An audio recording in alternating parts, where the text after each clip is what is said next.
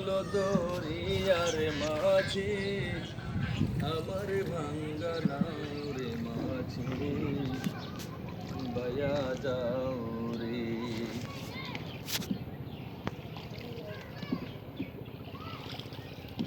আমরা গত 5 দিন আগে আমাদের এই যে হগরাগুলো তুলছিলাম। আজকে 5 দিন বা 5 দিনের পরে আসলাম আবার হগরা তুলতে। দেখা যাক আমরা কি পাই। মোটামুটি বেশ ভালোই মাছ পাওয়া যায়।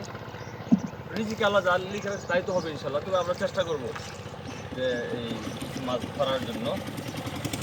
দেখি কী অবস্থা। আমাদের হগরাটা দেখাও।